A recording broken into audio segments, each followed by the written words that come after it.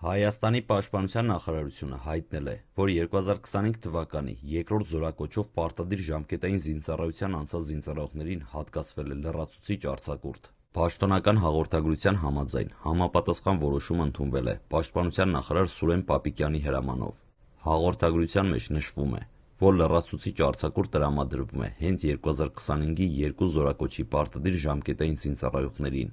Թե արձակուրդի տևողությունը որքան է, ինչպես նաև այն ինչ ժամկետներում է տրամադրվելու, Պաշտպանության նախարարության հրապարակած հաղորդագրությունում չի մանրամասնվում։ Անհրաժեշտության դեպքում գերատեսչությունը կարող է հետագայում ներկայացնել լրացուցիչ պարզաբանումներ։ Հիշեցնենք, որ ժամկետային զինծառայողների համար արձակուրդները նախատեսված են գործող կարգավորումներով և հնարավորություն են տալիս զինծառայողներին սահմանված ժամկետով գտնվել ընտանիքների կողքին ծառայությունը շարունակելուց առաջ։ Նման որոշումները սովորաբար իրականացվում են Պաշտպանության նախարարի համապատասխան հրամանների հիման վրա։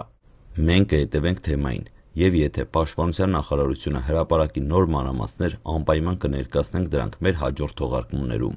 Եթե ցանկանում եք առաջինը տեղեկանալ Հայաստանի կարևոր նորություններին, բաժանորդագրվեք մեր ալիքին, սեղմեք հավանելու կոճակը և միացրեք ծանուցումների զանգակը։